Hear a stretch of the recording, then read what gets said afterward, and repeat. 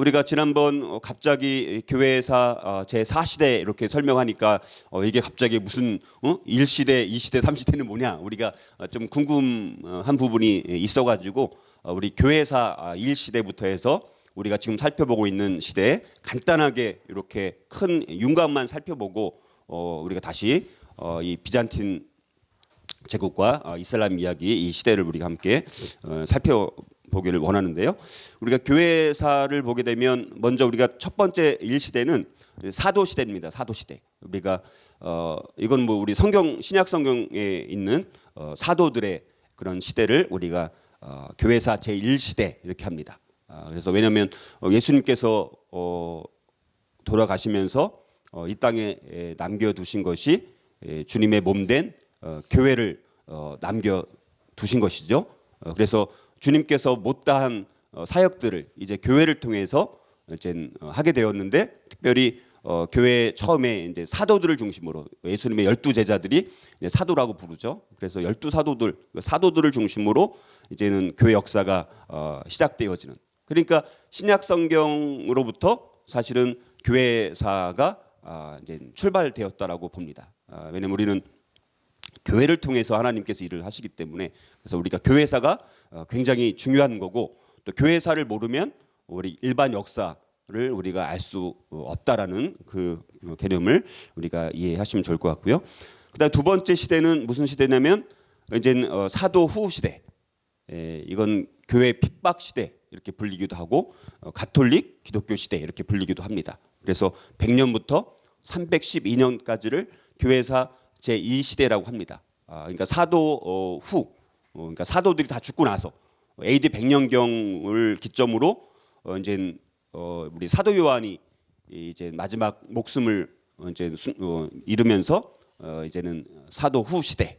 그래서 교회 핍박 시대. 이때는 교회가 가장 많이 핍박받던 시대. 로마 제국 안에서 황제가 신이라고 하는 그 시대 가운데 예수님을 우리는 신이라고 믿고 그런 시대 가운데 우리 그리스도인들이 수많은 핍박을 받을 수밖에 없는 그런 시대였습니다. 자, 그리고 나서 313년을 기점으로 우리가 이제 살펴봤던 것처럼 이거는 우리가 이제 이번 학기에 살펴본 내용입니다. 그래서 교회사 제3시대는 기독교 로마 제국 시대. 그래서 니케아 회의 시대. 니케아 회의 시대라는 것은 무슨 말입니까?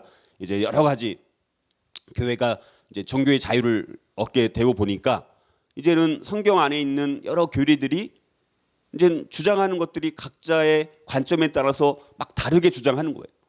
그래서 어떤 거는 성경에 맞는 주장을 하지만 또 어떤 것들은 성경에 맞지 않는 그런 교리들을 주장하는 것들을 통해서 이제는 하나님이 어떤 분인가, 예수님이 어떤 분인가 이런 것들에 대한 여러 가지 이제 주장들이 나오면서 그것들을 이제 종교 회의를 통해서 이제 하나씩 정리를 해가면서 이제 신론이라든가 기독론이라든가 삼위일체론 뭐 이런 것들이 이제 정립이 되는.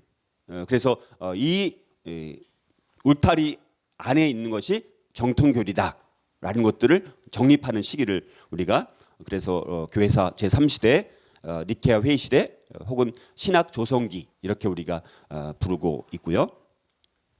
그다음 우리가 이제 지금 살펴보고 있는 시대가 비잔틴 제국과 이슬람 이야기인데 이 시대는 우리가 살펴본 것처럼 이제 590년부터 뭔가 큰 변화가 일어나게 되어집니다. 그래서 이 시기를 기점으로 우리가 이제 로마 카톨릭 시기 그리고 교회사 제4시대로 불리고 과도기 시대 아직 로마 카톨릭이 완전히 뭐 정착하기까지의 과도기의 시간이다. 이래서 과도기 시대라고 불리기도 하고 선교가 발달했던 시기.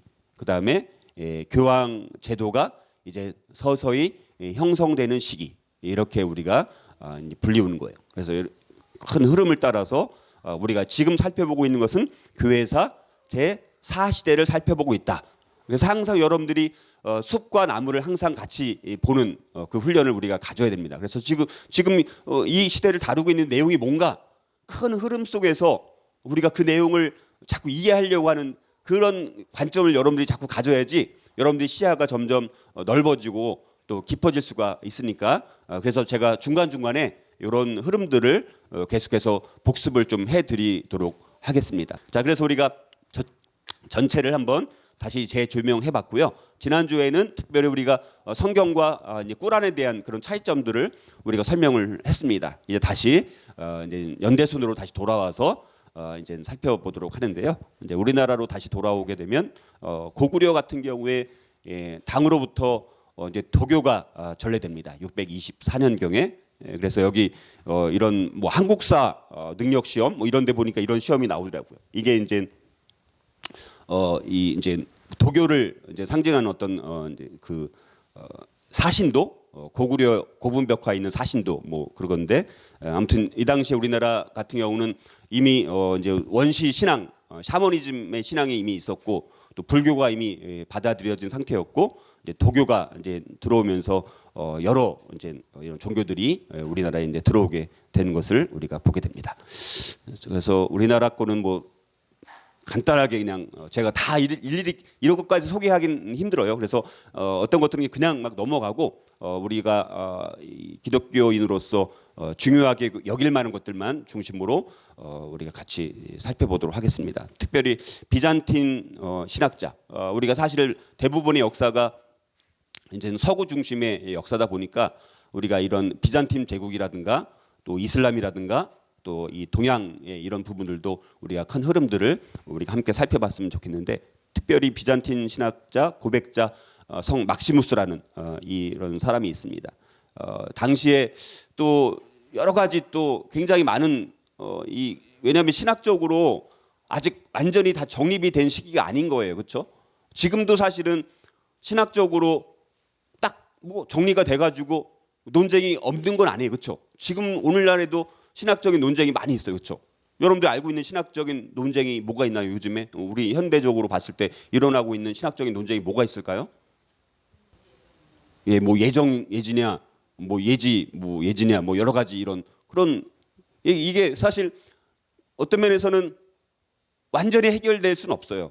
서로 완전히 이렇게 일치될 수는 없습니다. 왜냐하면 성경에는 양측면이 다 있고, 근데 그것들을 우리가 전체적으로 어떻게 보느냐에 따라서 또 관점이 달라질 수가 있는데 마찬가지로 이 당시에는 더 그래. 지금까지도 사실 신학적인 논쟁이 끊임없이 진행이 되고 있다면 그 당시로 갔을 때는 아직 이런 것들이 지금처럼 아주 그 고도의 신학이 발달된 상태가 아니었기 때문에 많은 논쟁이 있지 않았겠습니까? 이 당시에도 이제 예수님의 의지를 가지고 단일 의지가 있느냐 아니면 두 가지 의지가 있느냐 그러니까 인간적인 신적인 의지가 있고 인간적인 의지 이게 하나로 되어 있느냐 뭐 두 개로 되어 있느냐 뭐 여러 가지 이런 것들이 계속해서 논쟁이 될 수밖에 없었다는 것이죠. 그런데 이 막시무스라는 사람이 이제 예수님은 두 의지가 있다.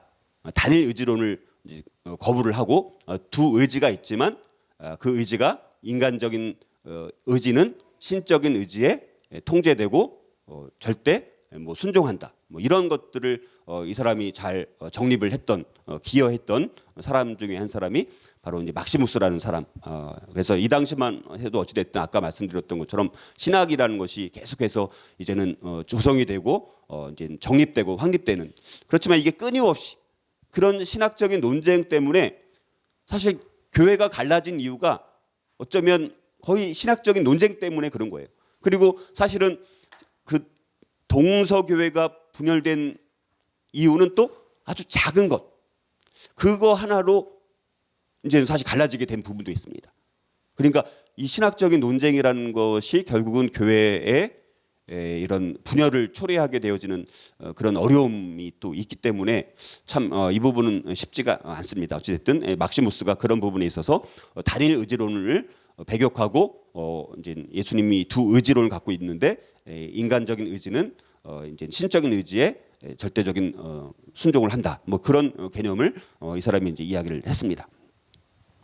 그다음에 이제 이 당의 승리였던 현장이라는 사람이 이제 이 서쪽 대당 서역이라는 것은 서쪽 지역을 말하는 거예요. 그래서 이 인도 특별히 이제 이 당시 이제 불교 이런 불교에 대한 것들을 조금 더 자세히 알아보기 위해서 또 어떤 또 자료를 많이 이제 구하기 위해서 이제 여행을 다니는 그런 이야기 대당 서역기. 근데 여러분들 우리나라 같은 경우도 유명한 이런 대당 서역기와 비슷한 책이 뭐가 있나요? 여러분 아시는 게 뭐가 있습니까? 우리나라 같은 경우는 인도 쪽을 이렇게 방문했던 그런 사람이 누가 있을까요? 해초, 왕호 천축국전 이런 책을 쓰기도 했습니다. 1세기 뒤에. 그리고 여러분들 이 시대, 그러니까 상당히 여러분들 600년대에 600년대에 그리고 700년대 나중에 이제 1200~300년대 가면 이제 이 몽골 제국 있었을 때 이 몽골 제국을 또 여행했던 유명한 우리 이태리 사람 누가 있나요? 마르코 폴로. 마르코 폴로의 뭐예요? 동방견문록 예를 들어서. 그러니까 600년대, 700년대 이제 되면서 그러니까 그 당시는 굉장히 오래전 이야기 아닙니까? 근데 그 오래전 시대 사람들이 자기 나라에 있는 것만 이제 만족하는 것이 아니라 다른 세계에는 뭐가 있을까? 이런 것들에 대한 궁금증을 가졌던 사람들이 있었다는 것이죠. 근데 그 당시에는 마음대로 여행 다니는 것이 굉장히 어려운 시대였어요. 지금은 뭐 비행기 타고 세계 곳곳을 이렇게 누비면서 다닐 수가 있었지만 그 당시에는 그렇지 않지 않았습니까? 그런데도 이렇게 이런 현장 같은 스님이라든가 또 우리나라의 해초 같은 사람 또 나중에 이제 마르코 폴로의 동방견문록 참 이게 굉장히 또 중요해요. 그래서 그걸 나중에 살펴보겠지만 우리가 요즘 시대 같은 경우에는 사실 단일 민족이라는 것이 과연 있는가 우리가 그게 쉽지는 않습니다. 그렇죠? 사실 다 섞여 있어요. 다 혼혈입니다. 사실 모든 세계 모든 족속들은 사실 다 혼혈 민족이고 우리나라도 주변에 보면 우리 어떤 사람들 많이 봐요. 요즘에 주변에 보면 굉장히 우리 뭐 동아시아 사람들 너무너무 많이 있지 않습니까? 그러니까 지금은 무슨 시대 그래서 다문화 시대. 그러니까 마르코 폴로가 썼던 동방견문록을 통해서 우리가 이 다문화 시대를 또 어떻게 살아가야 되는지를 나중에 이제 살펴볼 거예요. 여러분들 천국 가면 다 한국 사람만 있나요? 여러분들이 천국 가서 적응하려면요 지금부터 이 다민족 다양한 종류의 사람들과 교제하는 훈련을 해야 돼요.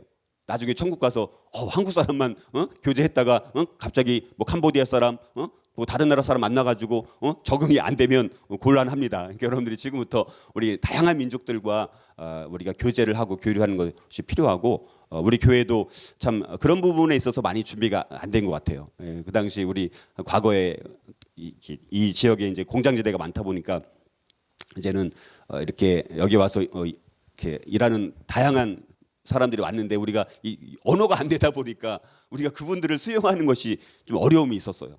그래서 참 그것도 우리가 좀 고민을 해봐야 되지 않을까 이런 생각들을 해봅니다. 아무튼 우리가 이런 대당 서역기. 자 그다음에 이제 이슬람이 점점 확산합니다. 마호메트가 죽고 나서 622년에 헤지리아 사건이 있고 나서 이슬람이 이제는 굉장히 아주 급속도로 아주 빠른 속도로 그 지역 주변 지역을 점령해 나가는 거예요. 그래서 하나의 나라와 같은 왕조를 이루게 됩니다. 그래서 이슬람 세력이 급속도로 퍼지게 됩니다. 그래서 여기 그림을 보면요, 이제 요 시대는 이제 그 마호메트가 이제 있었을 당시에는 이제 요 사막지대, 아라비아 지역 여기만 정복을 했었는데 그 다음에 이제 마호메트가 죽고 나서 그 뒤에 이제 지도자라고 불리우는 칼리프들에 의해서 이제 정복을 하게 됩니다. 그래서 이 지역까지도 다 완전히 점령을 해버려요. 엄청나게 빠른 속도로 예루살렘까지도 점령을 해버리고 그 다음에 또 나중에 옴미아드 왕조가 되니까 또 이 지역까지 거의 스페인까지 점령을 하게 됩니다. 그러니까 엄청나게 빠른 속도로 많은 영토를 이 이슬람 세력이 정복을 하기 시작하면서 사실 이때가 기독교가 굉장히 위기를 맞게 됩니다. 그리고 이슬람 세력이 확장을 하면서 기독교에도 영향을 끼치게 되어 있어요. 여러분들 이슬람이 확장을 하면서 왜 여러 가지 이런 변화들이 일어날까요? 그리고 이 틈을 타서 동방교회와 서방교회가 사실 좀 더 거리가 멀어지게 됩니다. 그리고 이제는 지금 이 비잔틴 제국의 수도가 어디예요? 콘스탄티노플이잖아요. 그래서 이 콘스탄티노플의 총 대주교와 로마 교회에 있었던 로마 감독과 이 세력 간의 다툼이 일어나게 됩니다. 그런데 이슬람 세력이 기독교 세력을 계속해서 공격을 하니까 이제는 비잔틴 제국의 황제도 이제 다른 거를 이제 이렇게 돌볼 겨를이 없는 거예요. 그런 틈을 타서 사실 로마 교회가 조금 더 자기의 수익권을 확장해 나가는 일들을 하면서 나중에 살펴보겠지만 이제는 나중에 카롤린거 왕조가 이렇게 등장하면서 이렇게 카롤린거 왕조랑 손을 잡으면서 로마 교회가 점점 힘을 이렇게 쌓아가서 결국은 로마 교회가 로마 카톨릭이 점점 이제는 교황 제도가 점점 확장돼 나가는 여러 가지 이런 것들이 세계 역사는 다 서로 영향을 끼치게 되어 있다라는 거예요. 그래서 그런 영향을 어떻게 끼쳤는지 그런 걸로 인한 어떤 변화들이 일어나는지 이런 부분들을 우리가 이제 계속해서 살펴봤으면 좋겠고요. 자, 그래서 이슬람이 이제 급속도로 확장을 해 나갑니다. 그래서 거의 이제는 이제 이쪽이 이제 기독교의 이제 영향권 안에 있는 그런 세계인데 지금 완전히 동쪽에서 위협을 받죠. 또 서쪽에서 또 위협을 받죠. 지금 완전히 뭐 사면초가까지는 아니지만 동서쪽으로부터 계속해서 위협을 받으면서 기독교 제국이 기독교 세계가 거의 이제 무너질 뻔한 그런 시대. 그러나 두 가지 큰 사건을 통해서 기독교 세계가 보호를 받게 되어지는데요. 그 중에 하나가 뭐냐면 뚜르 전투. 그다음에 이제 레오 3세가 비잔틴 제국을 다시 재기시키는 일들. 이 두 가지 사건을 통해서 기독교 세계가 좀 보호를 받게 되는. 요거는 우리 차차 설명을 이제 이번 유닛에 제가 설명을 드리겠습니다. 그다음에 이슬람 같은 경우는 이제 정통 칼리프 시대. 그래서 632년부터 661년까지. 그래서 마호메트의 사위였던 알리. 그가 나중에는 이제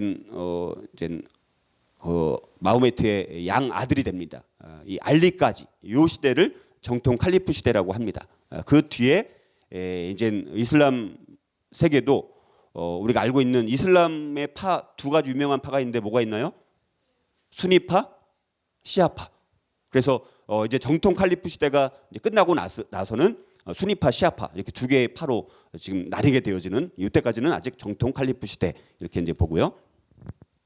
그다음에 이제 중국의 이제 경교가 전래되는 역사가 있습니다. 여기 보면 이게 다 중국에 있었던 경교의 흔적들입니다. 이런 십자가 이런 것들이 다 그대로 남아 있고 우리나라 같은 경우도 이제 경교의 영향을 받은 흔적들이 남아 있는 것을 우리가 볼 수 있습니다. 근데 이거는 네스토리오스 그래서 우리가 알고 있는 네스토리오스 선교사였던 알로펜이라는 사람이 이제 중국의 경고를 들여오게 되면서 상당히 많이 번성하게 돼요, 사실은.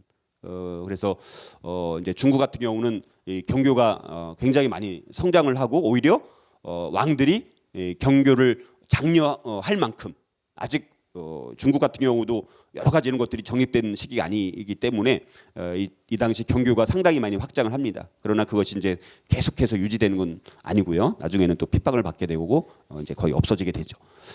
우리나라 같은 경우도 보게 되면 이 알로펜의 여러 가지 어찌 됐든 여기 보면 이 마리아상, 돌 십자가 이런 십자가 문형에 많은 것들이 있고 여기 보면 우리나라 같은 경우 처용가 들어보셨나요? 처용가? 처용가가 거기 보면 처형이 이런 이제 여러분 네스토리오스 그 파가 자리 잡은 곳이 이 아랍 지역이에요. 아랍 지역. 그래서 이 처용가에 나오는 처용이라는 사람이 아마도 그 아랍 사람이 아니었을까 이렇게 우리가 이야기되는 경우가 있습니다. 그래서 우리나라 역사도 보면 처용가 같은 경우도 보게 되면 이게 뭐 800년대 시대인데 그 아마 경교의 영향을 뭐 받았을 수도 있고 그렇지 않으면 아마도 이 아랍 사람이었던 처용의 이야기 뭐 이런 것들이 아마 있지 않았을까 우리가 이렇게 이제 생각을 하는데 아무튼 우리나라도 이 당시에도 서구 사람들 아니면 아랍 사람들 이런 왕래가 조금씩은 있었다는 거예요. 근데 그것이 이제 아주 오랫동안 뭐 기록으로 잘 남겨진 것들이 많이 없지만 어찌됐든 그렇게 이렇게 서로 이동하는 부분이 우리가 있었다라는 것을 생각을 해보고요. 그다음에 이슬람의 제2대 칼리프라고 하는 이제 오마르. 그래서 이제 예루살렘을 638년에 이제 함락을 하게 됩니다. 그래서 예루살렘이 오랫동안 이제 이슬람의 이제 손에 있다가 처음에는 그렇게 기독교를 뭐 핍박하거나 뭐 억압을 하거나 이런 정도까지는 아니었어요. 그러니까 어느 정도는 자유스럽게 이제 어느 정도 할 수 있는 것들을 이제 누리다가 점점 그것이 어려워지고 이때만 해도 그러니까 성지 순례 같은 거를 해도 큰 문제가 없었습니다. 그런데 시대가 점점 흘러가면서 이제 아예 이제 예루살렘 성지 순례 자체가 어려워지고 이러다 보니까 나중에 이제 십자군 전쟁이 일어난 게 뭡니까? 이제 예루살렘을 우리가 이슬람 세력으로부터 다시 회복을 해야 된다. 뭐 여러 가지 이런 명목상 그런 것들을 가지고 십자군 전쟁이 일어났는데 이 당시까지만 해도 아직은 그렇게 엄청나게 많은 압박과 이런 억압을 받는 건 아니었다라는 거.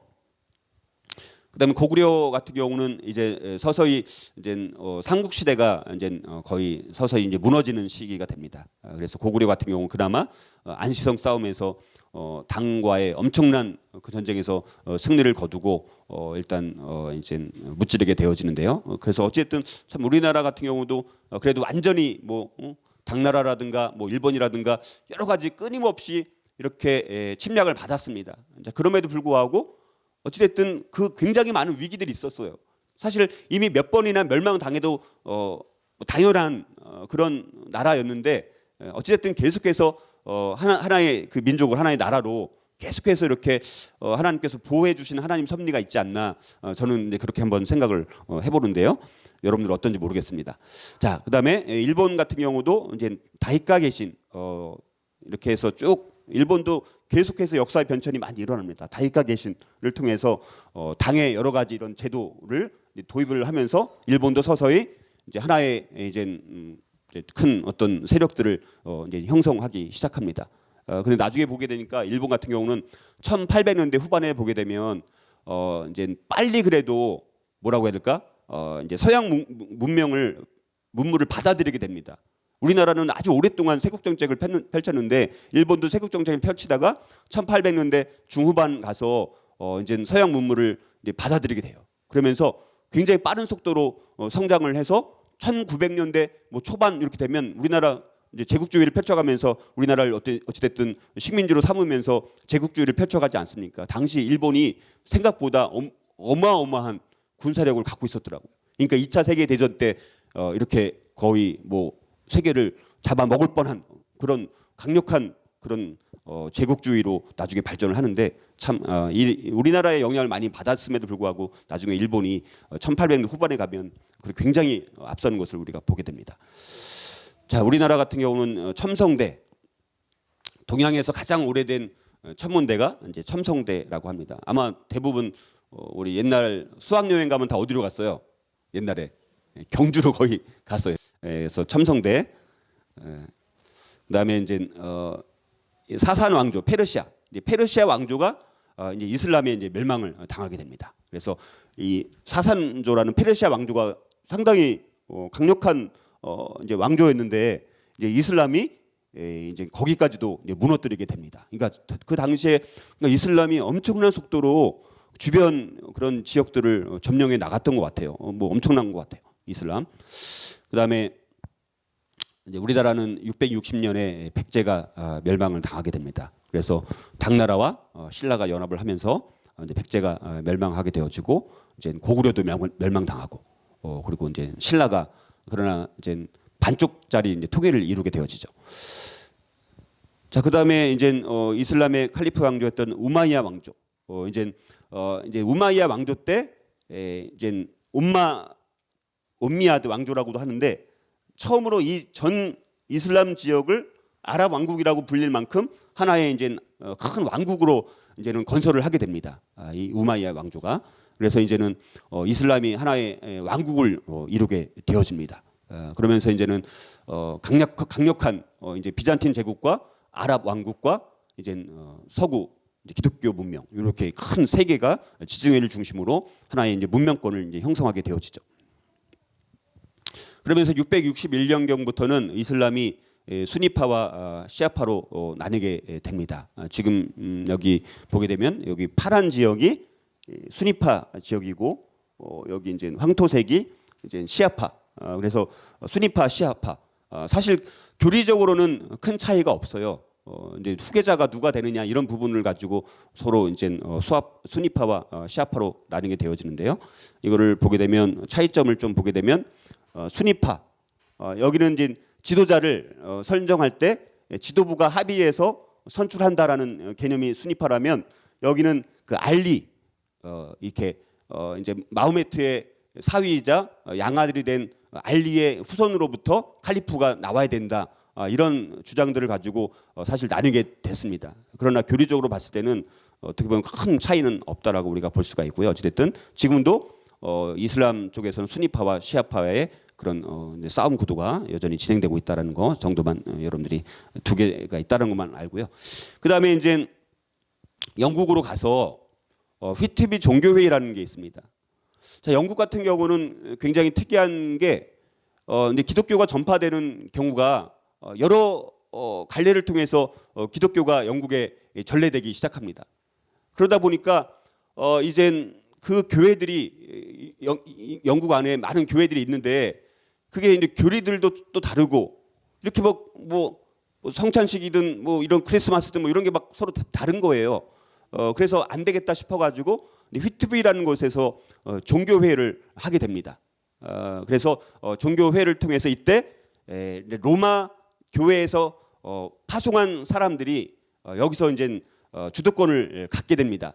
그러면서 이 664년 휘트비 종교회를 통해서 영국 교회가 로마 카톨릭의 이제 직접적인 지배를 받기 시작하는 시점이 664년이에요.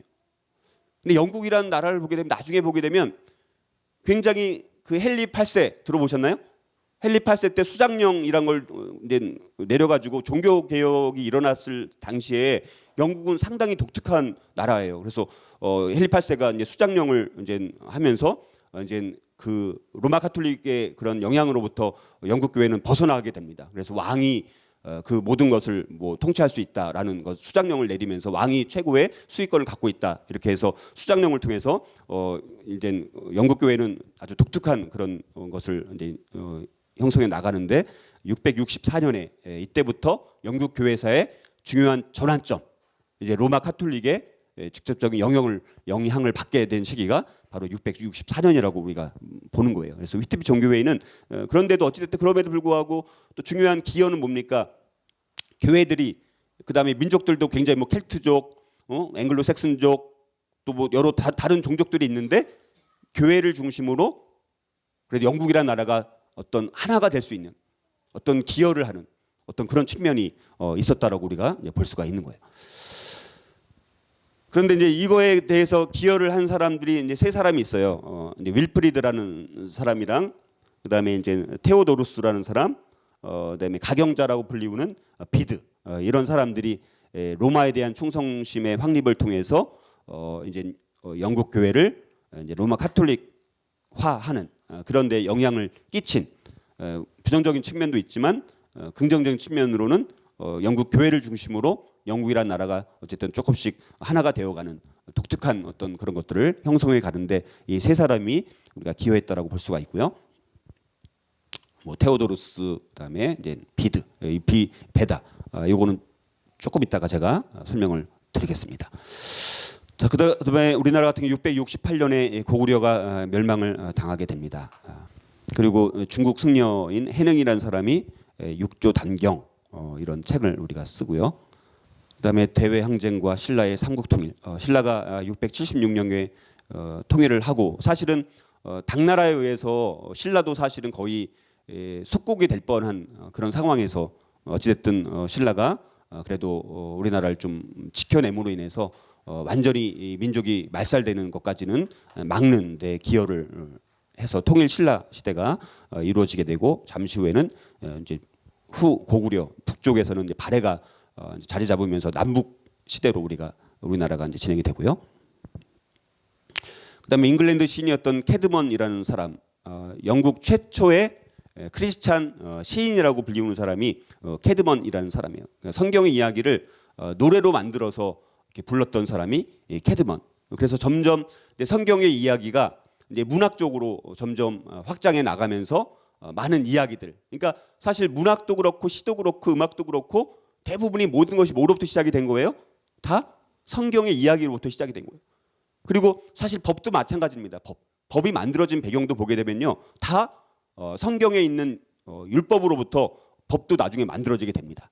그래서 나중에 보게 되면 영국 같은 경우에 뭐 마그나 카르타, 뭐 권리 장전 뭐 이런 것들이 만들어지고 그다음에 뭐 이렇게 나중에 미국의 헌법 같은 경우 이렇게 계속 이어지는 경우를 보게 되면 다 기초가 성경에 있는 율법을 기초로 법이 만들어지기 시작했어요, 사실은. 그러니까 모든 역사의 대부분 뿌리가 또 어떻게 보면 성경으로부터 시작된 부분이 있습니다. 그러다가 나중에 점점 더 성경에 있는 기본적인 그 기초를 가지고 법도 만들어지고 문학도 만들어지고 이렇게 했다가 나중에는 르네상스를 기점으로 인해서 점점 인본주의가 발달하게 되면서 이제는 그런 것들이 점점 배제되고 인간이 중심이 되는, 신이 배제되고 인간이 점점 중심을 차지하게 되어지는 그런 변화가 계속해서 이어온 것이 지금까지의 역사라고 우리가 이제 볼 수가 있습니다. 그다음에 이제 제6차 에큐메니컬 공회, 이제 우리가 7대 종교 회의가 있었다라고 말씀드렸죠. 여섯 번째 에큐메니컬 종교 회의가 680년부터 681년까지. 그래서 이때 주요 논쟁거리는 뭡니까? 아까 이제 말씀드렸던 단일 의지론 논쟁. 예수님이 단일 의지를, 하나의 의지를 갖고 있느냐, 아니면 두 개의 의지를 갖고 있느냐. 자, 이걸 가지고 이제는 논쟁을 벌이게 됩니다. 그래서 이때 단일 의지론이 이제 거절을 당하게 됩니다. 그래서 그리스도는 두 가지 의지를 가졌다라는 거예요. 신적인 의지와 인간적인 의지 두 가지를 갖고 있다라는 거예요. 그러나 인간 의지는, 예수님이 갖고 있는 인간 의지는 반항하거나 주저함 없이 신적 의지에 복종한다라는 이것이 이제 여기서 결과가 나오게 됐어요. 그래서 우리 개신교가 받아들이고 있는 것은 6차 이 콘스탄티노플 3차 종교 회의 때까지 이제 받아들여진 정통 교리가 개신교가 받아들이는 것이 바로 6차까지라고 볼 수가 있습니다. 그리고 나서 그 7차부터도 계속해서 뭐 20 몇 회까지 계속해서 이 에큐메니컬 종교 회의가 진행이 됐어요, 사실은. 근데 우리가 거기까지는 뭐 다 로마 카톨릭 안에서 이제 진행된 거니까 거기까지는 우리가 다 알 수는 없고요, 알 필요는 없고 우리가 6차까지 이 개신교가 받아들였구나, 이런 내용 우리가 거기까지만 여러분들이 알고 계시면 좋을 것 같고요. 그다음에 중국의 당 황제였던 유일한 역사상 여제였던 측천무, 뭐 이런 여인, 그냥 여러분들 참고로 알고 계시면 좋을 것 같고요. 그다음에 이제 황금돔, 지금 우리 예루살렘 성전의 위에 이렇게 되어 있는 것이 황금돔. 이것이 언제 만들어졌냐면 691년 요때 압벨 말리크라는 사람에 의해서 이제 세워졌어요. 그래서 이게 석돔이라고 부르기도 하고 또 오마르 사원이라고 또 이제 불리고 오는데, 오마르 사원이라고 불린 것은 조금 잘못된 그런 이름이라고 볼 수 있습니다. 그래서 바윗돌 사원, 바위 사원, 황금돔. 그래서 이제 예루살렘 성전을 이슬람 사원으로 이제 만들어지게 되어지죠. 그래서 이 예루살렘이라는 곳은 여러 종교의 어떤 걸쳐 있는 이제 순례지라고 볼 수 있는 곳이 예루살렘이라고 볼 수가 있습니다. 그다음에 우리나라 같은 경우는 이제 발해가 이제 건국이 되어서 이제 뭐 해동석국이라고 불릴 만큼 굉장히 번성하게 되어지는 곳이 발해. 그래서 이제 우리나라는 남북국 시대, 남쪽의 통일신라, 북쪽의 발해, 남북국 시대가 이제 시작이 되어지고요. 일본은 이제 나라로 천도하면서 나라 시대가 이제 됩니다. 자, 그러면서 이제 이슬람이 아랍인 사람들과 베르인 사람들과 연합을 해서 스페인을 침략을 해서 717년에 이제 스페인을 점령합니다. 그래서 이제는 정말 유럽에까지 진출을 하게 되는 거예요. 이슬람 세력이. 그래서 이 스페인 이쪽은 어디예요? 지금 어딜까요? 여기는 어느 왕국일까요? 여기는 무슨 왕국? 네, 프랑크 왕국. 우리가 이제 굉장히 이제 중요한 왕국이 프랑크 왕국이에요. 그래서 이제 이 프랑크 왕국을 접경으로 해서 이슬람이 이제 스페인을 이 지역을 이제 점령을 하게 되어지죠. 그래서 사실 상당히 이제 프랑크 왕국도 위기에 빠지게 되는 그런 상황이 도래하게 됩니다. 자, 그래서 이제 우리가 동쪽을 또 다시 돌아가면 이제 비잔틴 제국이 많이 약화되기 시작합니다. 그러다 보니까 이슬람 세력이 계속해서 끊임없이 이제 서진을 하면서 이제는 비잔틴 제국을 공격을 하는 거예요. 그러니까 이 당시에 만약에 비잔틴 제국이 사실은 이제 이슬람 세력에 의해서 거의 멸망할 뻔합니다. 그러다가 레오 3세가 이제 다시 강력한 비잔틴 제국을 다시 강화시켜요. 그래서 무슬림의 공격을 차단시키게 됩니다. 그래서 굉장히 중요한 게 비잔틴의 재기. 그래서 비잔틴 제국이 다시 이제 강력해지면서 더 이상 이슬람 세력으로부터 공격을 받지 않는. 그래서 우리 동로마 제국이 기여한 것 중에 비잔틴 제국이 이 기독교 세계에 기여한 것 중에 하나가 뭐라고 말씀드렸어요? 지난주에 설명드렸었는데 비잔틴 제국이 기독교를 보호하는 어떤 역할을 했다라고 제가 말씀드렸죠? 방파제, 그렇죠? 방파제 구실을 했다라고 말씀드렸잖아요. 그래서 방파제 구실을 해가지고 만약에 이슬람 세력이 이 콘스탄티노플을 점령을 했더라면 어떻게 된 거예요? 비잔틴 제국이 무너지게 되어지고 이제 계속해서 유럽을 향해서 이슬람 세력은 계속해서 진격해 들어갔겠죠. 거의 뭐 사실 뭐 멸망당한 거나 마찬가지예요. 기독교 문명은. 그런데 레오 3세를 통해서 어쨌든 하나님께서 이제 비잔틴 제국을 통해서 기독교 제국을 방파제 역할을 만듦으로 인해서 더 이상 이슬람 세력이 동쪽에서 서쪽으로 이렇게 진격해 들어오지 못하도록 막는 방파제 역할을 했다라는 측면이 굉장히 중요한 기여라고 우리가 볼 수가 있는 거예요. 그러니까 이런 모든 것들이 저는 하나님의 섭리라고 보는 거예요. 하나님의 섭리, 이런 역사에 이렇게 일어나는 모든 사건들, 이렇게 진행되는 상황들이 다 하나님의 섭리 가운데서 진행된다라고 보는 거예요. 우리가 그런 측면을 계속해서 우리가 살펴보는데요. 자, 그다음에 이제 보니파티우스, 잉글랜드 선교사인데 독일에 가서 이제 독일을 선교하는 그런 일들.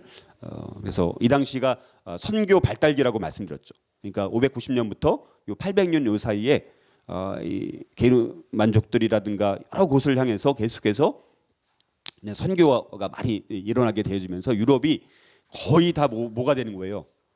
기독교 대륙이 되는 거예요. 기독교 대륙. 그러니까 참 유럽이라는 이 대륙 자체가 사실 많은 축복을 받은 대륙이죠. 근데 나중에 이 축복받은 것들을 이제는 이제 정복, 침략, 이제 그걸로 이제 사용하게 되면서 이제 많이 약화가 되어지는 거죠. 그 다음에 이제 동방교회 최대 신학자라고 불리우는 다마스쿠스의 이제 요한이라는 사람이 있습니다. 지혜의 샘이라는 책을 썼어요. 여러분들 로마 카톨릭의 어떤 교리를 완전히 체계적으로 정립한 사람이 누구라고 여러분들 알고 있죠? 로마 카톨릭의 교리를 이렇게 하나로 체계로 확립했다라고 불릴 만한 사람이 누구예요? 토마스 아퀴나스. 한참 시대가 이제 지나고 나서지만 토마스 아퀴나스. 자, 서쪽에 이제 토마스 아퀴나스가 있다면 동방에는 누가 있어요? 다마스쿠스의 요한이라고 하는. 그러니까 우리에게는 잘 알려져 있지 않잖아요. 토마스 아퀴나스는 우리가 굉장히 많이 들어봤잖아요. 로마 카톨릭에 대해서 우리가 많이 들어봤지만 우리가 동방교회에 대해서는 별로 들은 바가 많이 없지 않습니까? 그래서 다마스쿠스의 요한. 그래서 지혜의 샘이라는 것을 통해서 히랍 정교, 그러니까 동방 정교회, 뭐 그리스 정교회, 또 히랍 정교회 다 같은 말이에요. 그거에 표준 신학이 된 책이 지혜의 샘이라는 거예요.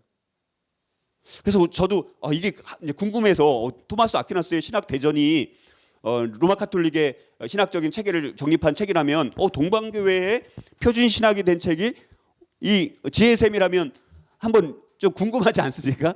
그래서 저도 알아봤는데 우리나라는 이게 번역이 안 돼 있는 것 같아요. 이게 그래서 좀 한번 읽고 싶어도 저도 좀 궁금한데 어떤 내용이 들어있는지 궁금한데 아무튼 동방교회 최대 신학자 다마스쿠스의 요한이라는 사람, 그래서 지혜의 샘이라는 책을 써서 이제 히랍 정교회의 표준 신학이 된 책, 이제 지혜의 샘.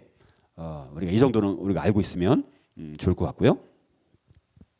그다음에 이제 제가 말씀드렸던 이제 영국의 그 수도회사였던 베다라는 사람, 비드라고도 불리우는데요.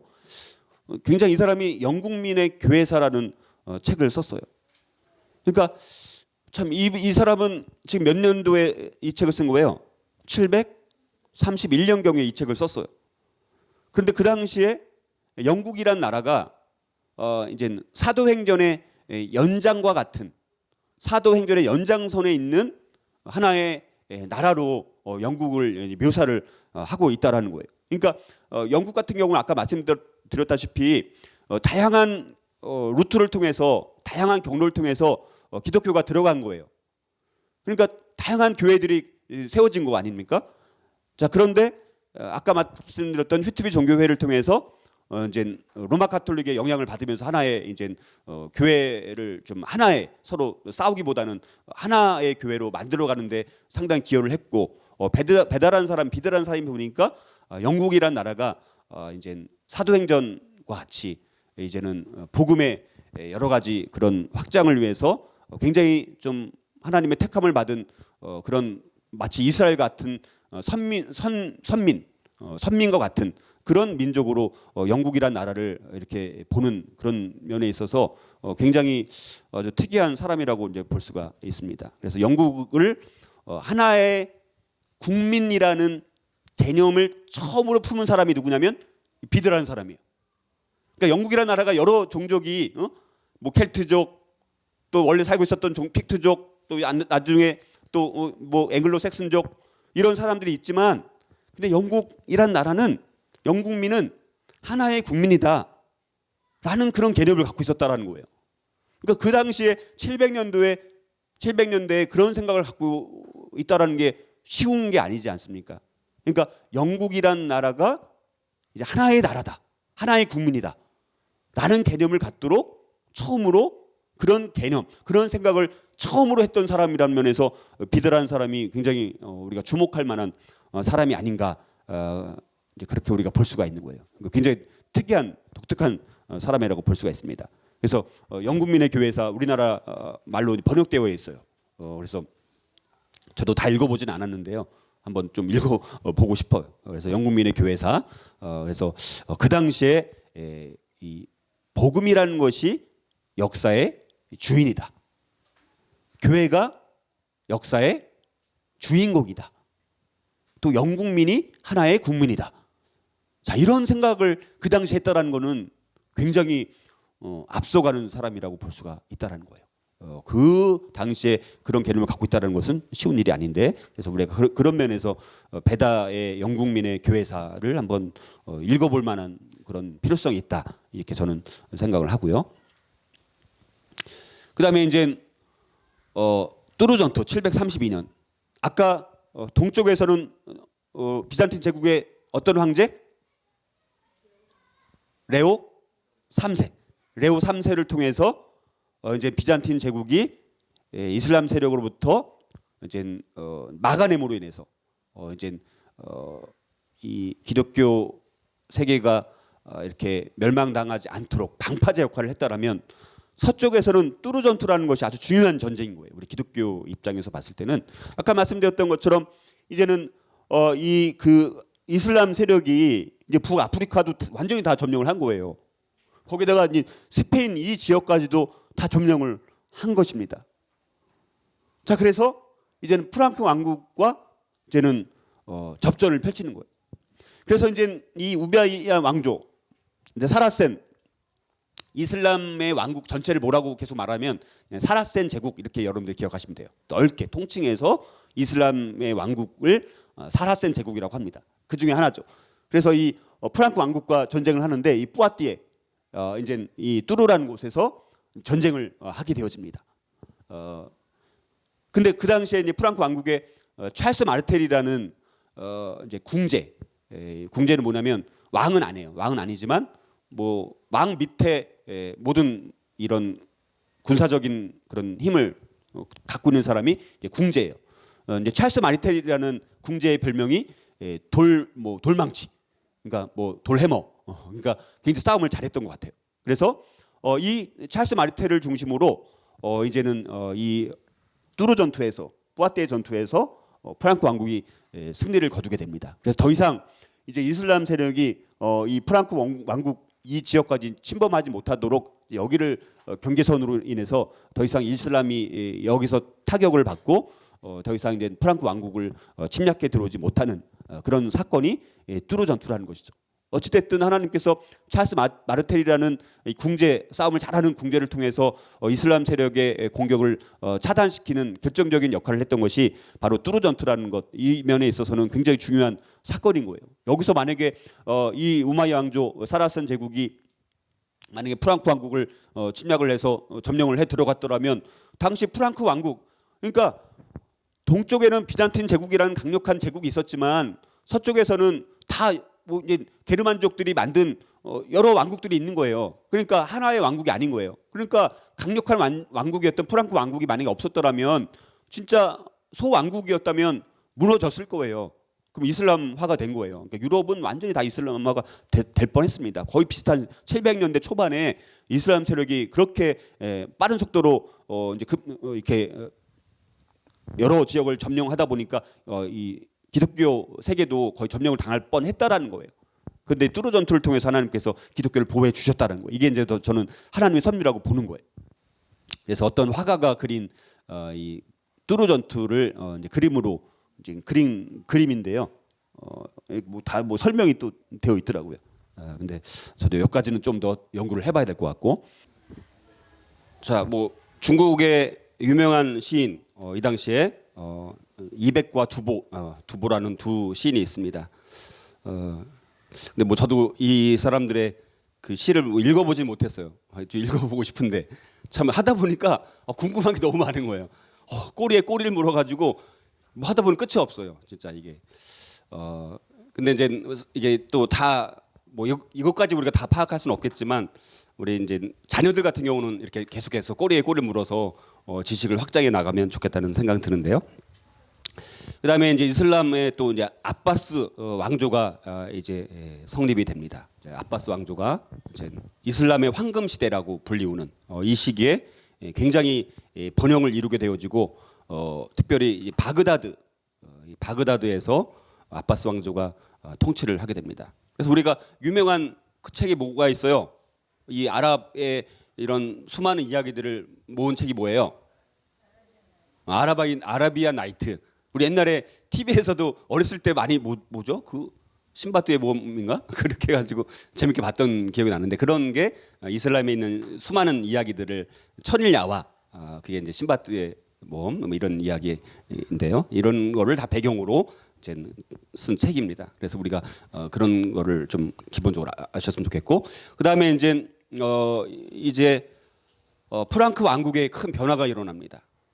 이제 그 정말 메로빙거 왕조라는 이제 프랑크 왕국이 설립이 되고 메로비 왕조에서 카롤링거 왕조로 넘어가게 됩니다. 아까 살펴봤던 누구예요? 찰스 마르텔. 이 사람이 이 페핀의 아버지예요. 궁제였습니다. 궁제. 메로빙거 왕조에서 궁제였던 그 아버지 찰스 마르텔 그리고 그의 아들 이제 페핀이 되어서 이 사람이 또 이제 궁제로 만족하지 않는 거예요. 그래서 751년에 카롤링거 왕조를 이루면서 카롤링거의 첫 번째 왕이 되게 됩니다.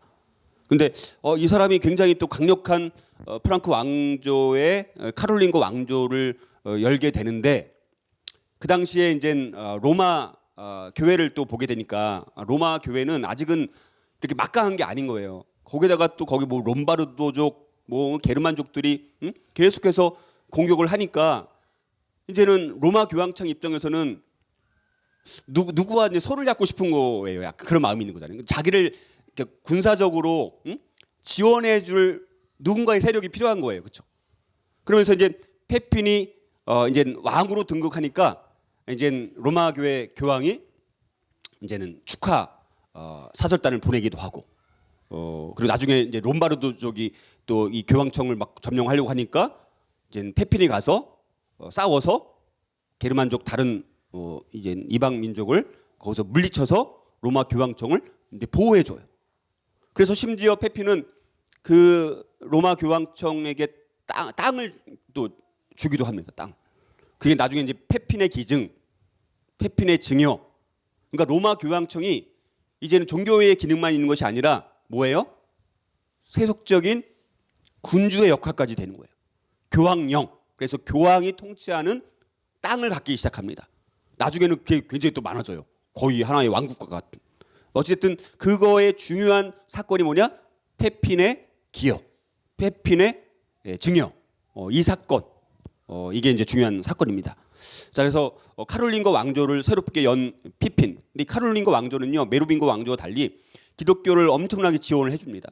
그리고 이제 프랑크 왕국의 르네상스라고 불릴 만큼 문의 부흥과 종교적인 부흥 이거를 일으키는데 상당히 기여를 한 것이 카롤린거 왕조예요. 그래서 이제 나중에 살펴보게 될 샤를마니 황제, 그때가 이제 최전성기가 되는 거죠. 최전성기. 그래서 이 800년 그걸 기점으로 사실은 신성 로마 제국 뭐 이런 것이 하나 탄생되는 어떤 기점이 또 되어지는 게 다 이게 연결이 되는 거예요. 그래서 이제 프랑크 왕국을 보게 되면 이제 메로빙거 왕조에서 이제 카롤린거 왕조로 이제 바뀌게 됩니다. 그래서 아까 살펴봤던 찰스 마르텔, 그래서 732년에 뚜르 전투에서 이슬람을 격퇴했던 찰스 마르텔이 아들이었던 피핀 3세가 궁지에 만족하지 않고 이제는 왕으로 이제 등극하면서 이제는 왕권을 강화할 뿐만 아니라 교황의 땅까지 기증해주면서 이제 상당히 많은 큰 엄청난 영향력을 끼치게 됩니다. 그리고 그의 아들이 누구냐? 샤를마뉴 대제, 그 유명한 샤를마뉴 대제. 그래서 우리가 샤를마뉴 대제에 대해서는 살펴볼 게 참 많습니다. 그리고 나서 그의 아들 루이 1세 경건왕이 되는데 이 사람이 죽고 나서 어떻게 바뀌냐면 세 아들에게 땅을 나눠줍니다. 그다음 요까지만 해도 하나의 프랑크 왕국이었는데 루이 1세 경건왕 이후부터는 프랑크 왕국을 세 아들에게 나눠주면서 동프랑크, 서프랑크, 중프랑크 세 개로 나누어지게 됩니다. 그래서 이게 나중에 발전하면 뭐예요? 서프랑크가 뭐가 되는 거예요? 프랑스. 동프랑크가 뭐가 되는 거예요? 독일. 중프랑크가 뭐가 되는 거예요? 이탈리아. 그러니까 이때를 기점으로 프랑스, 독일, 이탈리아 이게 이 세 개의 나라가 하나의 이제 나라의 어떤 그런 정체성을 갖기 시작하는 뿌리가 어디냐? 이 시점을 기점으로 해서 이제 생기게 된 거예요. 그래서 프랑스, 독일, 이탈리아 국민 성향이 다 다르지 않습니까? 그래서 요 기점, 그러니까 이게 굉장히 중요한 거예요. 그러니까 지금 유럽의 프랑스, 독일, 이탈리아 하면 유럽의 거의 중심 아닙니까? 근데 그 세 개의 나라가 시작된 시점이 이때부터 시작이 되었다. 이렇게 이제 우리가 볼 수 있는 거예요. 그래서 아까 말씀드렸던 그 페핀의 기증, 페핀의 증여라는 게 이게 이제 그 장면인 거예요. 그러니까 이제 뭐예요?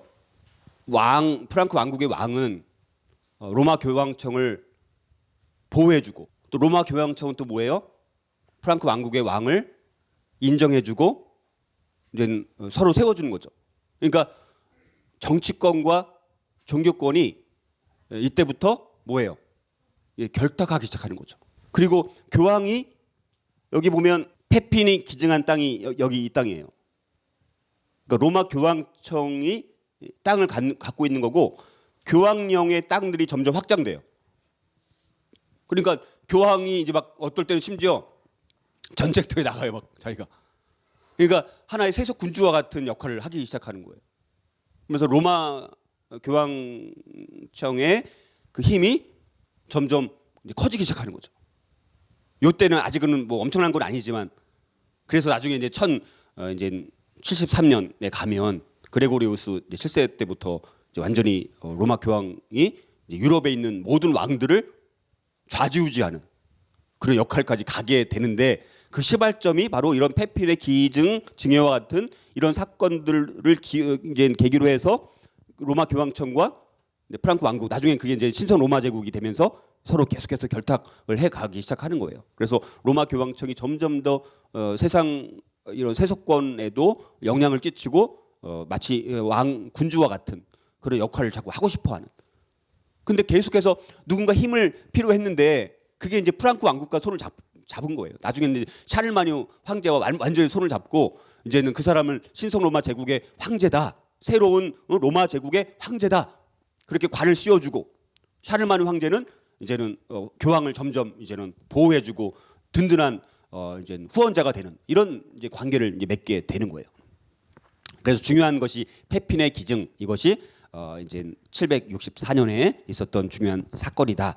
여러분들이 우리가 기억하시면 좋을 것 같고요. 그다음에 통일신라의 불국사 석굴암, 그다음에 아까 말씀드렸던 해초의 왕호 천축국전. 그래서 여러 곳을 이제는 다녀오는 여행기. 그래서 뭐 이게 뭐 다녀온 뭐 경로라고 하는데 저도 자세히는 보지 않았지만요. 굉장히 참 그 당시엔 말도 안 통하고 언어도 참 힘들었을 텐데 어떻게 이렇게 여행을 다녔을까? 참 굉장한 모험심 아닙니까? 또 나중에 마르코 폴로 같은 경우는 그 원나라 이 몽골 제국에 가서 한 20년인가 뭐 살다 와요. 그래서 갔다 와서 책을 쓰는데요. 감옥에서 썼다고 하는 설이 있는데 뭐 엄청나게 많이 썼어요. 근데 엄청 많이 쓰다 보니까 어떤 거는 너무 황당한 이야기들이 너무 많은 거예요. 어디까지가 진실인지 이제 모르는 거예요. 그게 이제 한계성이 있어요. 근데 이제 나중에 이제 마르코 폴로도 재밌습니다. 그 얘기는 나중에 설명드리고요. 아무튼 우리나라의 해초의 왕호 천축국전. 자, 그다음에 당의 안사의 난이라는 게 있었고요. 그다음 아까 말씀드렸던 이제 교황령, 이제 756년 아까 이제 피핀의 기증을 통해서 이제 교황령이 이제 교황의 교황 땅이 완전히 이제 정착을 하는 거예요. 그리고 그 주변에 있는 지역들을 계속해서 점령해 나가기 시작합니다. 그러니까 이 당시는 아직은 이렇게 이제 뭐라고 할까, 뭐 게르만족들이 여전히 여기 작은 왕국들을 계속 이제 구축하고 있었기 때문에 이렇게 이제 영토를 확장해 나갈 수가 있었어요. 그래서 교황령이 756년부터 본격적으로 이제 만들어지기 시작했고요. 이슬람은 후 옴미아드 왕조, 이거는 이제 이쪽을 말하는 거예요. 이쪽을 말하는 것이 아니라 이쪽에 있는 후 옴미아드 왕조. 그러니까 이쪽에 아까 아바스 왕조가 새로 왕조가 이제 창설됐잖아요. 근데 이쪽에 있는 사람들은 거기에 이제 반대를 하고 자기들이 하나의 이제 독자적인 이제 후 옴미아드 왕조를 이제 건설을 한 거예요. 그다음에 이제 771년에 샤를마뉴가 드디어 프랑크 왕으로 즉위를 하게 됩니다. 이게 굉장히 중요한 사건이에요. 근데 이 샤를마뉴 황제는 굉장히 문맹이라는 설이 있어요. 문맹. 그러니까 글을 몰라. 왕은 글을 모르는데 학문을 장려하고 예술을 장려하고 이제 신앙을 장려하는, 거기에 아주 결정적인 역할을 했던 사람이 이 샤를마뉴 황제라는 사람이에요. 이게 이제 뭐 카룰로스 대제, 뭐 카를 대제 다 이렇게 다 같은 말입니다. 그래서 이 샤를마뉴 황제의 이 등극이 아주 중요한 사건이 됩니다. 그래서 여기에 관련된 이야기들이 많아요. 그래서 지난주에 잠깐 제가 소개했던 롤랑의 노래라는 그런 책이 있습니다. 그러니까 이게 프랑스에 있는 사람들 같은 경우는 우리나라의 뭐 예를 들어서 뭐 춘향전, 홍길동전 뭐 이렇게 알고 있는 것처럼 그 사람들한테는 이 롤랑의 노래가 마치 그런 책처럼 최초의 서사시, 일종의 소설이죠. 일종의 소설. 이거를 이제 778년을 배경으로 이제 쓴 거예요. 그러니까 1000년대, 95년 경에 쓰여진 거예요. 그러니까 근데 배경은 언제예요? 778년경. 그러니까 샤르마누가 황제였을 때. 근데 그 당시 아직까지만 해도 어디예요? 그쪽에 있는 서쪽에 있는 스페인에 있었던 사라센 그 영향, 이슬람, 그쪽과 여전히 사실은 좋은 관계가 아닌 거죠. 여전히 전투 큰 전쟁까지는 아니었지만 그런 상황, 그 당시를 배경으로 쓴 책이 롤랑의 노래라는 책입니다. 그러니까 아까 이제 그 그림처럼 후 옴미아드 왕조가 여기를 이제는 이슬람이 차지를 한 거고, 프랑크 왕국 뭐 이쯤이 아까 말씀드렸던 뭐 뚜르 이제 거기고, 여기를 기점으로 이제 사실 방어전인 거죠. 서로 이제 진을 구축하고 이제 이때 배경으로 이 롤랑의 노래가 이제 쓰여진 거예요. 근데 롤랑의 노래를 보게 되면 아까 말씀드렸던 것처럼 1000년대 초반, 그러니까 1095년경에 롤랑의 노래를 썼는데, 놀라운 것은 저번에도 말씀드렸지만, 자, 이슬람과 이제 기독교, 이슬람과 기독교의 이 큰 차이점, 그 전쟁을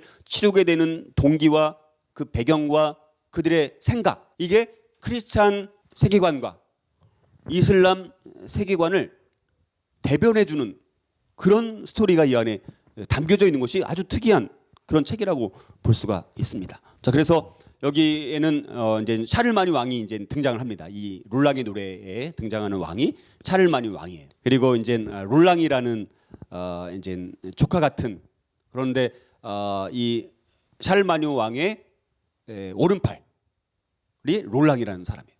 그리고 그의 친구였던 올리비에, 이런 사람이 이제 여기 등장을 합니다. 이 롤랑의 노래를 보게 되면. 그리고 또 여러 뭐 디루뱅, 그다음에 뭐 이제 가를롱, 이제 가를롱은 근데 롤랑의 의붓 아버지예요. 의붓 아버지. 근데 사이가 별로 안 좋아요. 거의 롤랑의 이제 주인공인 거나 마찬가지인데 사이가 안 좋습니다. 근데 이제 지금 여기는 프랑크 왕국이죠. 이쪽은 스페인계 사라센입니다. 이제 이슬람이죠. 자, 여기에는 누가 나오냐면 여기 또 뭐 오드도 나오고, 여기는 마르실, 스페인에 있는 사라센 후 옴미아드 왕조의 왕은 누구냐? 이제 마르실, 예, 마르실. 그리고 여기 보면 또 여러 가지 뭐 브라미몽드는 그의 아내고, 자, 이렇게 나오는데, 자, 여기 보게 되면요, 그 이야기를 한번 보게 되면 이제 이쪽 프랑크 왕국과 스페인계 사라센이 전쟁을 치르게 됩니다.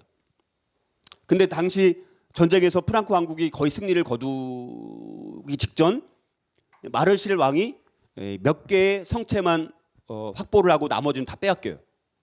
근데 이게 그 실제 사건은 아닌 거예요. 실제 사건을 배경으로 쓴 거리지만 다 실제는 아니에요. 그러니까 일종의 소설이니까. 근데 이제 마르실 왕이 거의 항복 직전인 거예요. 근데 이제 마지막 이제 사절단을 보내서 협상을 이제 해야 돼요. 협상을 해야 되는데 사절단으로 이제 누군가 보내야 되잖아. 프랑크 왕국에서 이제 이쪽 그 사라센 사람들한테. 근데 사절단으로 간다라는 것은 쉬운 일이에요, 안 쉬운 일이에요. 잘못하면 죽임을 당할 수도 있는 거예요. 괜히 가서 이쪽 열받으면 막 죽을 수도 있는 거 아닙니까? 근데 그러면 누가 가느냐? 그래서 이 롤랑이 자기 아버지, 의붓 아버지 가를롱을 추천을 하게 됩니다. 그러니까 이 가를롱을 추천하니까 가를롱이 굉장히 화가 난 거예요. 내 이놈, 롤랑. 응? 그리고 어쨌든 이제 가를롱이 이제 여기서 배신을 때려요, 배신. 그래서 이 마르실 왕한테 가서 자기가 작전을 이렇게 할 테니까 그거대로 따르면 아마도 이 프랑크 왕국을 너희들이 오히려 이기게 될 거다. 이렇게 작전을 짭니다. 그러니까 배신, 속임수. 그래서 이제 어떤 작전을 펴냐면 롤랑이 지금 이제 전쟁에서 이제 프랑크 왕국이 거의 뭐 이긴 상황이나 마찬가지니까 샤를마니 왕이 이제 본진을 다 데리고 다시 이제 자기의 그 이제 본토로 이제 돌아가면 이 롤랑이랑 이 올리비에 이런 사람들 중심으로 이제 마지막 후진만 남겨두고 다 돌아갈 거다. 그러니까 이제 얼마 남지 않은 이 후진을 마르실 왕 너네가 쳐가지고 그 다음에 계속해서 이 그들을 뒤를 치면 승산이 있지 않느냐, 이런 작전을 피는 거예요.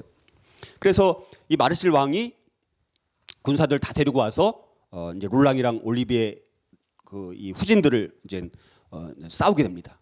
근데 이제 아직도 마르실 왕은 여전히 이제 숫자가 상당히 많은 거예요. 그래서 이 롤랑이랑 올리비에가 이제 전쟁을 치르는데 이제 올리비에가 너무 이제 위급하니까 자기들은 이제 군사가 얼마 남지 않은 상황이니까 이제는 피리를 부르는 게 있어요. 피리. 그게 어떤 피리인지 모르겠지만 피리를 불면 멀리서도 들을 수 있으니까 위기에 처하면 피리를 부는 거예요. 그러면 멀리서 들을 수 있으니까 피리가 불면 뭔가 위기에 처했다는 신호니까 다시 본질이 돌아오는 그 사인이 피리예요. 그러니까 올리비에가 굉장히 좋은 친구죠. 우리가 지금 너무 위험하니까 피리를 불어가지고 샤를마니 왕한테 우리가 사인을 보내서 빨리 본질의 도움을 받아야 된다. 근데 롤랑은 또 이 사람은 또 뭐예요? 굉장히 의리파. 우리 힘으로 얘네들을 물리쳐야 된다. 그래갖고 싸우다가 거의 전멸을 당해요. 전멸. 그리고 나중에 거의 죽기 직전에 그때 이제 피리를 불어요. 그러니까 샤르마니 왕이 그 피리 소리를 듣고 다시 돌아오게 됩니다. 돌아와서 보니까 롤랑이 죽어 있는 거예요. 샤를마니 왕이 아끼는 자기의 부하 롤랑이 죽은 걸 보니까 샤를마니 왕이 너무 놀라고 너무 충격을 받아서 거기서 기절을 해버려요. 그러니까 자기 부하를 얼마나 사랑하는지를 알 수가 있는 거예요. 자, 그래서 그 샤를마니 왕이 이제는 자기 사랑하는 부하들이 지금 막 많이 죽어 있는 거예요. 그러니까 이제 이 마르시를 이제 대적해서 걔네들 다 무찔러요. 거의 다 무찌를 직전에 전쟁이 끝나면 좋은데 다시 여기 보면 누가 있어요? 발리강. 이 발리강이 다시 그 이제 원래 이슬람 그 왕국 스페인이 아닌 그 동쪽에 있는 거기서 엄청나게 많은 또 군사들 데리고 이제 샤를마니 왕을 공격하러 또 들어오는 거예요. 싸움이 끝난 게 아니고. 그래서 이제는 샤를마니 왕이랑 발리강이랑 이제는 왕과 왕끼리 싸우는 거예요. 왕과 왕끼리 싸우다가 누가 이길까요? 샤를마니 왕이 전쟁에서 이기게 됩니다. 그리고 이 마르실의 왕비 브라미몽드를 어찌됐든 잡아와서 브라미몽드가 여기서 어찌됐든 개종을 하게 되면서 전쟁이 끝날 뻔하다가 다시 꿈에 샤를마니 왕한테 꿈에 하나님이 나타나가지고 너가 지금 이제 전쟁이 끝났지만 또 다른 전쟁이 일어날 거야. 다시 너는 또 전쟁을 준비해야 돼. 샤를마니 왕에게 꿈에서 그렇게 이제 이야기를 하는 거예요.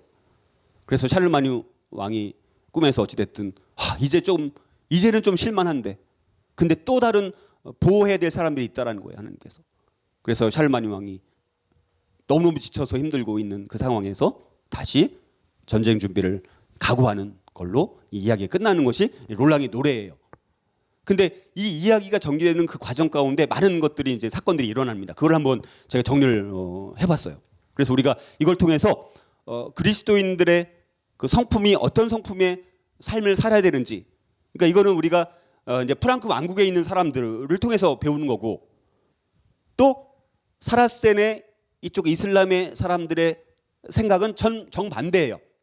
그래서 그 세계관을 비교해 보면 우리는 과연 어떤 세계관을 가져야 되는지 우리가 이걸 정리를 할 수 있다라는 거예요. 그래서 기본적으로 우리가 빌립보서 4장 8절 9절에 있는 것을 통해서 우리가 이제 저는 성품을 또 제가 많이 강조를 하지 않습니까? 그래서 우리가 크리스찬 문화는 미덕이라면 이슬람 문화는 악덕, 세속 문화는 악덕 이렇게 이제 표현을 할 수 있다라면 우리는 먼저 그리스도인의 이런 성품의 목록들이 뭐가 있는지를 한번 알아야 되고 또 그것들을 묵상해야 되고 그것을 실천해야 된다. 그래서 뭐 제가 설교까지는 할 수 없고요.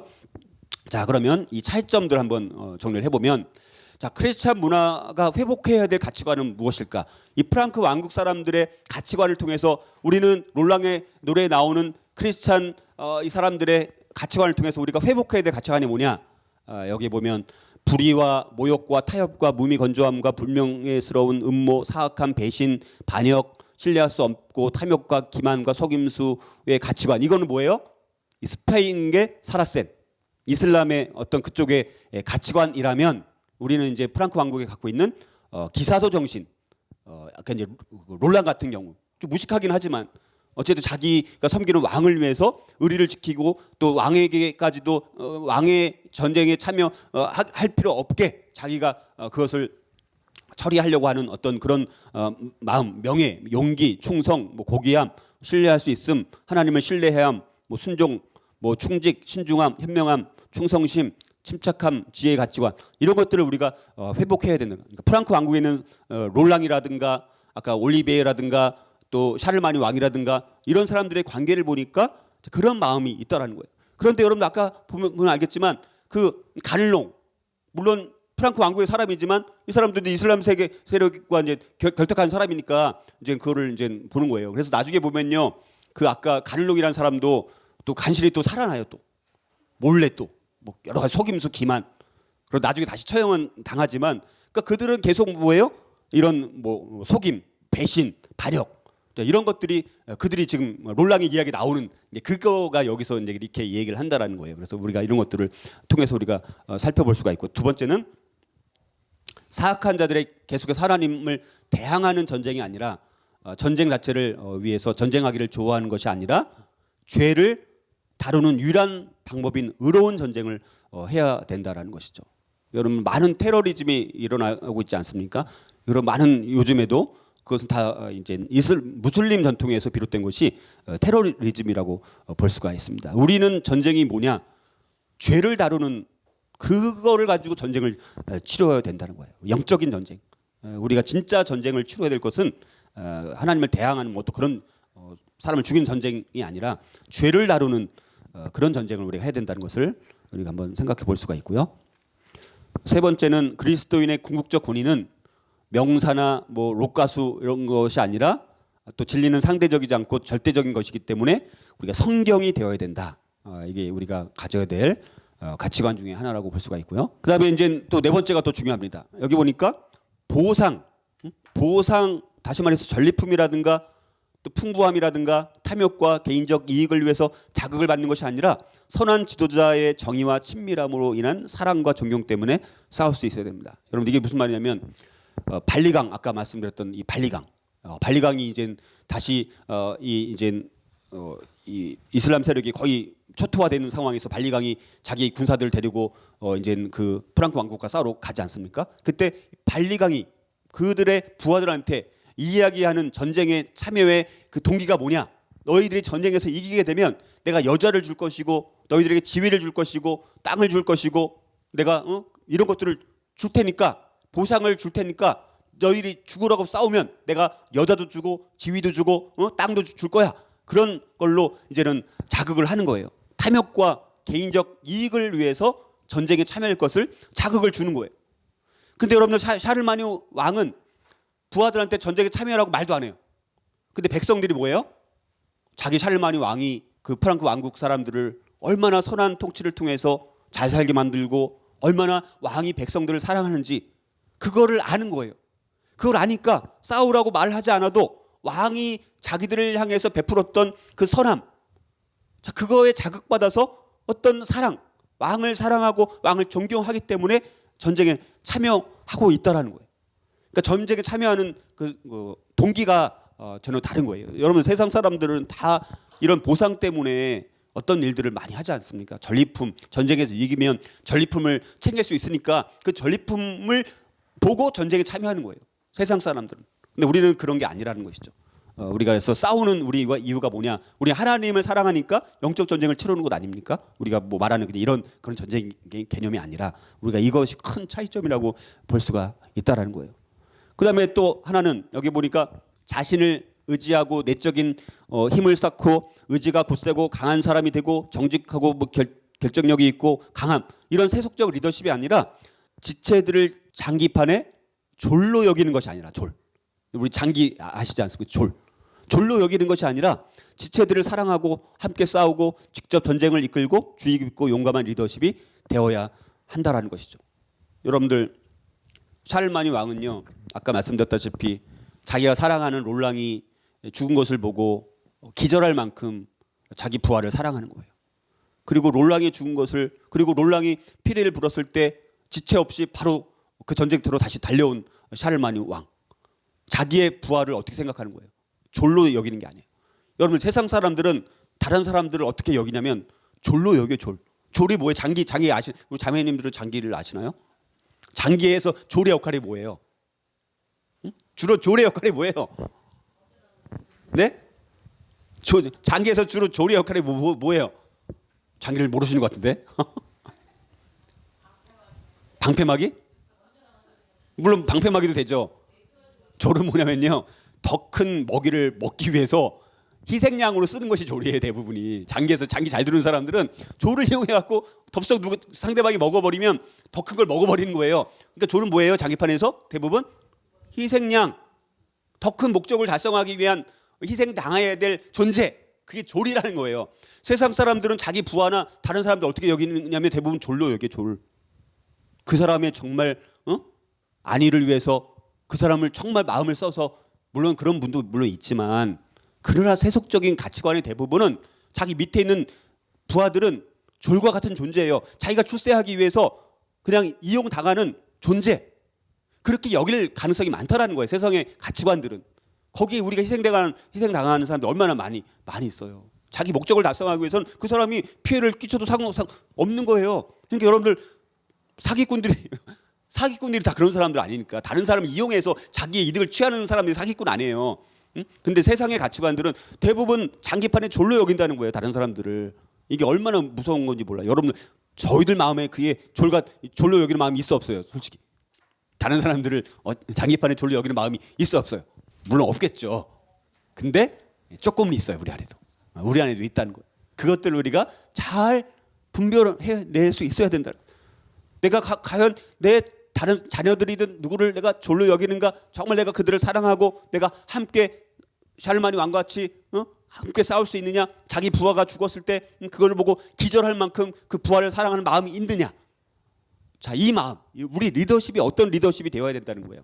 바로 샬마니 왕 같은 리더십이 있어야 그게 진짜 리더십이라는 것을 우리가 한번 생각해 볼 수 있는 자, 그런 부분을 우리가 한번 생각해 볼 수 있다는 거예요. 자, 결론적으로 그래서 우리를 위해서 십자가에서 대속의 죽음을 죽으시고 우리의 왕이시고 교회의 머리가 되시고 우리의 영적인 싸움을 이끌고 계시는 그리스도를 본받는 참된 선한 지도자가 되어야 된다. 물론 샬마뉴가 우리의 모델이 되지만 그러나 진짜 우리 궁극적인 모델은 누구예요? 그리스도가 우리의 참된 선한 지도자의 모델이 되는 분이 바로 그리스도다.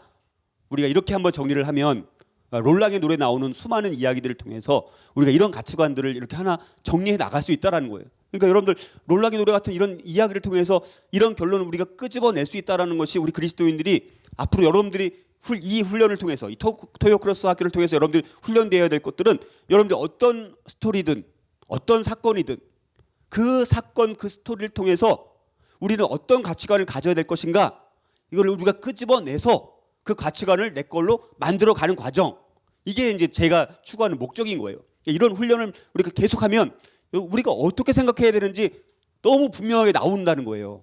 이거를 다양한 사건들, 다양한 스토리들을 계속해서 우리가 이렇게 점검을 해 나가면 우리가 어떤 가치관을 가져야 되는지 나오고 우리가 그 가치관대로 살아가도록 하는 것이 이 제 토요크로스 학교의 목적이라는 거예요.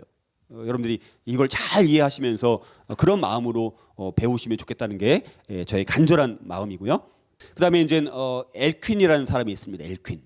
이 사람은 이제 아까 말씀드렸던 뭐예요? 그 샤르마니 황제가 카롤링거의 이제 르네상스 시대를 이제 이루면서 엘퀸이라는 사람이 시인이자 교육자이자 성직자였던 사람이에요. 그래서 당시에 이제 이 서쪽에 있는 유럽은 게르만족들이 이제 점령하면서부터 오히려 이 학문이 쇠퇴하고 종교가 쇠퇴하고 이런 것들 다 쇠퇴하지 않았습니까? 그러나 이 샤르마뉴 황제를 기점으로 그것이 다시 회복되는 데 기여를 하고 그 중에 한 사람이 엘킨이라는 사람을 통해서 그렇게 해요. 샤르마뉴 당시는 문맹자이면서도 이런 사람들을 잘 발탁했어요. 그러니까 샤르마뉴가 아주 독특했던 건 뭐냐면 아주 뛰어난 학자들 이런 사람들을 다른 나라에 있는 사람들까지도 다 초빙해서 그 사람들을 다 이렇게 대우를 해주면서 학문을 장려하고 예술을 장려하고 그런 일들을 샤르마뉴 황제가 했다라는 거예요. 그다음에 이제 아라비안 나이트 천일야와 그래서 아랍의 그 생각들을 한번 정리해 볼 수 있는 건데, 그러니까 저는 그래서 우리가 이런 것들을 계속 읽으면서 그걸 다시 기독교 세계관으로 다시 이렇게 재정립하는 거. 이런 책들도 있고, 그래서 이런 책들 읽고 천일화를 읽고, 아랍의 가치관이 이런 거구나. 그걸 다시 우리 성경에 있는 가치관을 풀어가지고 우리는 그런 가치관이 아니라 이런 가치관을 가져야 된다. 근데 아라비안 나이트에도 또 좋은 가치관도 물론 있을 수는 있겠죠. 그런 것들은 우리가 또 물론 배우지만 그렇지 않은 것들은 이렇게 분별하면서 이렇게 훈련해 나가는. 그다음에 7차 에큐메니컬 공의회. 그래서 이거는 이제 주로 동방교회에서 많이 이루어졌습니다. 그래서 성상, 성화, 거룩한 물건, 거룩한 그림 같은 것들을 사용해야 되느냐 말아야 되느냐 이런 것들입니다. 그래서 이건 몇 가지는 근데 동방교회는 또 이거 갖고 굉장히 많이 또 논쟁을 펼치게 됩니다. 그래서 오히려 성상 이런 것들이 이제 합법화되는. 근데 우리가 기독교 우리 쪽에 봤을 때는 조금 그거가 너무 좀 여기 보면 성상이나 성화에게 경의, 존경을 표하는 것은 성상이나 성화로 대변되는 실제에게 그렇게 하는 것이다. 뭐 이런 이야기들이 있는데 약간은 좀 문제가 있을 수는 있는 것 같아요. 왜냐하면 그게 존경한다고 하지만 성인 숭배 사상, 성물 뭐 숭배 사상 뭐 이런 것들이 발전할 수 있는 소지가 있다 보니까 이 7차. 그래서 우리 개신교에서는 7차는 받아들이지 않는 거예요. 그러니까 6차까지만 우리가 받아들이고 있다. 그러니까 여러분이 6차까지만 그 6차까지의 내용만 아셔도 뭐 큰 문제는 없으니까 그렇게 기억을 하시고, 그다음에 이제 오를레앙의 주교였던 이제 테오돌프 이제 아까 엘킨에 이어서 이제 아주 많은 영향력을 끼쳤던 사람인데, 이 테오돌프라는 사람이 샤를마뉴의 상당히 많은 이 뭐라고 해야 될까, 이제 인정을 받고 이렇게 존경을 받고 쓰임을 잘 받다가,